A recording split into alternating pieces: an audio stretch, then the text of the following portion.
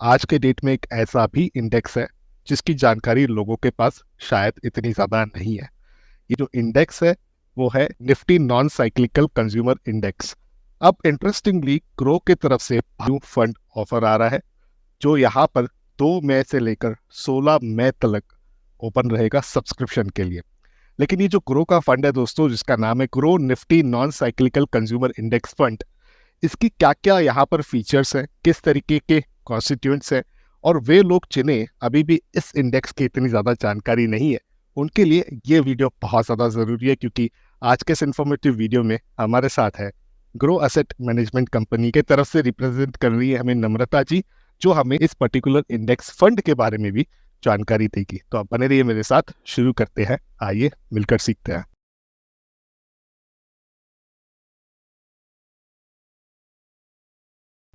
तो नम्रता जी, आपका बहुत बहुत स्वागत है हमारे चैनल पर। आज हमारे साथ टाइम निकालकर इस स्पेसिफिक इंडेक्स के बारे में हमारे दर्शकों के साथ नॉलेज को एक्सचेंज करने का जो आपने ये प्रयास लिया है, और यहाँ पर इस इनिशिएटिव में आप हमारे साथ जुड़े हैं, काफ़ी ज़्यादा हम इसे अप्रिशिएट करते हैं। तो नम्रता जी, कुछ क्वेश्चंस रहेंगे मेरे, जिसमें से सबसे पहला ये है कि वे ऑडियंस जिन्हें इतनी ज़्यादा जानकारी नहीं है इस पर्टिकुलर इंडेक्स के बारे में, तो उनमें अगर एक ब्रीफ तरीके से समझाया जाए, आसान शब्दों में समझाया जाए, तो आप किस तरीके की इंफॉर्मेशन एक्सचेंज करना पसंद करेंगे? Sure. So, firstly, thank you, Dipin, for having me on your show, and hello to all the viewers. So, जल्दी से पहले इस इंडेक्स के बारे में जानते हैं कि ये इंडेक्स एग्जैक्टली कैसे बना है. So, firstly, the non cyclical consumer index ये ऐसी कंपनी से बनता है जो हमारी डे टू डे लाइफ्स के लिए बहुत ज़रूरी है, राइट. तो बेसिकली ऐसी इंडस्ट्रीज जिनके प्रोडक्ट्स और सर्विसेज हम असेंशियल्स में आते हैं, जो हम यूज़ करते हैं, उन स्टॉक से जो है इस इंडेक्स को बनाया जाता है. तो वी कैन से कि जो Nifty non cyclical consumer index है वो ऐसे स्टॉक्स के पोर्टफोलियो को ट्रैक करता है जो broadly non cyclical consumer theme को रिप्रेजेंट करते हैं with in the basic industries framework. तो जैसे बेसिक इंडस्ट्रीज हो गई आपकी consumer goods, consumer services, telecom services, textiles and so on, right. So, just to get a little technical, the Nifty Non-Cyclical Consumer Index track करता है non-cyclical consumer theme को within the basic industries, और ये 30 stocks को select करता है, the largest stocks from sectors जो हमने discuss किया, like consumer goods and telecom and so on. और ये किस basis पे select किए जाते हैं? They are selected based on the 6-month average free float market capitalization as on the cutoff dates at the end of Jan and end of July. तो इसमें जो स्टॉक्स का वेटेज रहता है वो भी इस फ्री फ्लोट मार्केट कैपिटलाइजेशन के बेसिस पर ही रहता है, with the weight of a stock in the index capped at 10%, which means 10% से ज्यादा कोई स्टॉक का नहीं रहता है. सो नम्रता जी, किस तरीके की इंडस्ट्री से कंपनियां बिलोंग करती है? सो इस इंडेक्स में बेसिकली 7 इंडस्ट्रीज है, which is FMCG, consumer services, consumer durables, telecommunication services, textiles, and then you have media, entertainment and publication. तो जैसे आप अपनी स्क्रीन पे चार्ट देखेंगे, इस चार्ट में आपको एग्जैक्टली पता चलेगा कि किस इंडस्ट्री का कितना परसेंटेज कॉम्पोजिशन है. तो अगर हम डिटेल में थोड़ा जाएं तो FMCG stands for fast moving consumer goods, और इसमें जो पॉपुलर एवरीडे प्रोडक्ट्स होते हैं जैसे आपका food, beverages, house hold items, वो इंक्लूडेड रहते हैं. फिर होता है कंज्यूमर सर्विसेज, जिसमें जो वाइड रेंज ऑफ सर्विसेज हम यूज़ करते हैं जैसे बैंकिंग, इंश्योरेंस, हेल्थ केयर, वो इंक्लूडेड रहती हैं. फिर होता है कंज्यूमर ड्यूरेबल्स. तो जब हम कंज्यूमर ड्यूरेबल्स की बात करते हैं तो ऐसी लॉन्ग लास्टिंग गुड्स होते हैं, राइट, जैसे अप्लायंसेस, फर्नीचर, इलेक्ट्रॉनिक्स. फिर आता है टेलीकम्युनिकेशन, जो that is nothing but communication and information technology. फिर services, which is all the services that you can think of, transportation, hospitality, education, legal.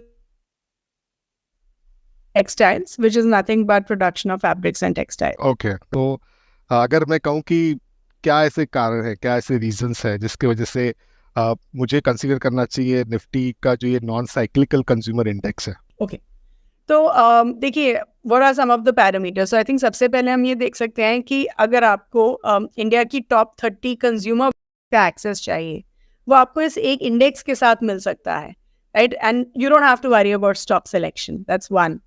And I think एक चीज़ जो बहुत ज़रूरी है, जो हमें देखनी चाहिए, कि अगर हम इस इंडेक्स का हिस्टोरिकल परफॉर्मेंस देखें, तो अगर हम 11 इंस्टेंसेस लें ऑफ मार्केट करेक्शन, राइट, तो अगर we take 11 instances, the non-cyclical index has outperformed Nifty index by 9 times. So which means Nifty index को इस index ने 9 बार outperform किया है. मेक सेंस आई गेस नम्रता जी। लेकिन अगर हम कोर परफॉर्मेंस की बात करें या रिटर्न्स की बात करें निफ्टी 50 के साथ कंपेयर करते हुए इस इंडेक्स की, तो वो कैसी रही है? Sure. So I think let's look at the numbers क्योंकि जब हम performance की बात करते हैं तो I think numbers would be the right parameter, would be the right thing to look at. तो अगर हम 1 साल, 3 साल, 5 साल, 10 साल और 15 साल के numbers देखें, we look at all these time scenarios. I think as you can see on the table on your screen, it's quite evident कि जो non-cyclical consumer index है ये करीब 30.8% ग्रो हुआ है 1 साल में versus Nifty 50 जो ग्रो हुआ है 20.74% in that same 1 year period. Similarly अगर हम उसी को 15 साल के टाइम पीरियड में देखें तो the Nifty non-cyclical consumer index has grown by 17.66% annually और जो Nifty 50 है वो ग्रो हुआ है 15.4% annually, and I think the same trend is visible in 3 years and 5 years as well, right? A broader mark. Make sense. तो क्या ये valuation के पर्सपेक्टिव से अगर हम देखें इस इंडेक्स को, तो उसमें एक एज अ इन्वेस्टर हमारा क्या व्यू होना चाहिए? ओके, वैल्यूएशंस भी इन्वेस्टर्स के लिए बहुत ज़रूरी होते हैं दीपन जी, क्योंकि I think her investor valuation भी देखता है कि मैं सही प्राइस पे खरीद रहा हूँ या नहीं खरीद रहा हूँ। तो जो क्लासिक मेजर होता है वैल्यूएशन का, that is the PE ratio, right? हम पीई रेशियो को क्लोजली देखते हैं जब हम वैल्यूएशंस की बात करते हैं। PE stands for price to earning ratio, और पीई रेशियो को हम कैलकुलेट कैसे करते हैं? तो बेसिकली आप एक स्टॉक के स्टॉक प्राइस को लेंगे और उसको जो है कंपनी की अर्निंग्स पर शेयर के साथ डिवाइड करेंगे, and that's how you will get the PE number, right? तो पीई रेशियो हमें बेसिकली ये बताता है कि how much is an investor willing to pay the price for every unit of earnings. तो अगर पीई रेशियो कम है इसका मतलब है कि कंपनी या स्टॉक अंडर वैल्यूड है। तो अगर हम इस इंडेक्स के पीई की बात करें, राइट, तो इंडेक्स का पी अभी अगर हम देखें तो रिलेटिवली इन्वेस्टेबल लेवल पे ट्रेड कर रहा है compare to its historical averages. तो हम इसी इंडेक्स का अगर हिस्टोरिकल 5 ईयर एवरेज पी देखें या फिर 10 ईयर एवरेज पी देखें, उसके कंपैरिजन में at this point we can say that the index is trading at a relatively investable level. तो नम्रता जी, तो अभी जो ग्रो का एनएफओ है, grow Nifty non cyclical consumer index fund consider करना चाहिए ग्रो के इस एनएफओ में? So let's consider some of the factors. So सबसे पहले तो हमने वैल्यूएशंस की ऑलरेडी बात करी है, एंड वैल्यूएशंस अभी ठीक लग रहे हैं। अगर हम इन जनरल बात करें तो इंडिया का ना मिडिल क्लास बढ़ रहा है, मिडिल क्लास अर्निंग बढ़ रही है, राइट?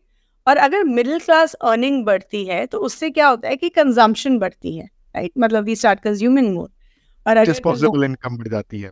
Absolutely right. तो उससे क्या होगा कि what we also should look at is कि अभी हम बिजनेसेस को भी एक अनऑर्गेनाइज्ड सेक्टर से ऑर्गेनाइज्ड सेक्टर्स की तरफ शिफ्ट होते हुए देख रहे हैं। Absolutely. Having said that, Groww का नम्रता जी, जो ये Groww Nifty non cyclical consumer index fund है, इसके प्राइमरी फीचर्स अगर आप हमारे दर्शकों को बता पाए तो वो कहीं ना कहीं एक यूजफुल इंफॉर्मेशन की तरह भी निकल कर आ सकता है। श्योर। सो आई थिंक एक फंड का इन्वेस्टमेंट ऑब्जेक्टिव काफ़ी ज़रूरी होता है देखना। हर इन्वेस्टर को मुझे लगता है कि इन्वेस्टमेंट ऑब्जेक्टिव देखना चाहिए। तो अगर हम इस फंड के इन्वेस्टमेंट ऑब्जेक्टिव की बात करें तो इन्वेस्टमेंट ऑब्जेक्टिव सिंपल है कि long term capital growth is what the fund is aiming at, and how is it going to do that? By investing in stocks which are a part of Nifty non cyclical consumer index. तो जो Nifty non cyclical consumer index है उसमें जो भी stocks हैं, एक जो भी वेटेज में स्टॉक्स हैं, वही सेम स्टॉक्स इस फंड में भी रहेंगे in the same weightage. And of course इस फंड में आपको जो रिटर्न्स मिलेंगे that will be based on the expense ratio and subject to tracking error as well. तो ऐसे ये फंड कोई अश्योरेंसेस या गारंटी नहीं दे रहा है कि इन्वेस्टमेंट ऑब्जेक्टिव अचीव होगा, बट अगर आप इस स्कीम के बारे में देखें तो मेन पर्पस यही है कि हम ट्रैकिंग एरर को जितना कम कर सकते हैं उतना that's what the fund is going to aim. और वो कम कैसे होता है? by rebalancing the portfolio. तो पोर्टफोलियो रीबैलेंस दो तरीके से या दो रीजंस की वजह से किया जाता है। एक, मान लीजिए इंडेक्स में ही स्टॉक्स का वेटेज चेंज हो रहा है तो फंड में भी चेंज होगा, और दूसरा अगर हम इंक्रीमेंटल कलेक्शंस या रिडेम्पशंस देखेंगे तो रीबैलेंसिंग होगा, right? So basically I would say as an investor scheme information document ज़रूर पढ़िए, and let's see what the fund is aiming at. Absolutely. तो ज़रूर कंसल्ट करिए and then decide if you want to invest in the fund और not. That makes sense Namrata ji. I think it is much appreciated. आपने पूरा जो Groww का non cyclical consumer index fund है उसे बहुत ही अच्छे तरीके से ब्रेक डाउन किया है सर। दूसरा ये है कि आपको हमेशा अपना रिस्क असेसमेंट खुद करना चाहिए, क्योंकि हमें आपका रिस्क प्रोफाइल नहीं पता है, इसीलिए किसी भी निवेश का फैसला हमेशा अपने रजिस्टर्ड इन्वेस्टमेंट एडवाइजर के सलाह से लें। आखिरी दोस्तों यही है कि आपको ये फंड कैसा लगा है, आप ज़रूर अपने जो विचार है उसे नीचे कमेंट्स में लिखिएगा। और यहाँ पर अगर आप चाहते हो कि इसी तरीके का कंटेंट हम और बनाएं तो ज़रूर उसे भी आप नीचे कमेंट्स के माध्यम से लिख सकते हैं। नम्रता जी, आपका बहुत बहुत धन्यवाद सारे दर्शकों के लिए टाइम निकाल कर इस बहुत ही यूनिक इंडेक्स के बारे में आपने जो बताया। आई थिंक सारे दर्शकों को उससे काफ़ी ज़्यादा एडवांटेज आने वाले समय में प्राप्त भी होगा। Sure. Thank you so much, Dipin, and I thank all the viewers for watching the video, and I wish you all the best. Thank you. Thank you so much Namrata ji. Mutual fund निवेश बाजार जोखिम के अधीन है। योजना संबंधी सभी दस्तावेजों को ध्यान से पढ़ें। Mutual fund investments are subject to market risks. Read all scheme related documents carefully.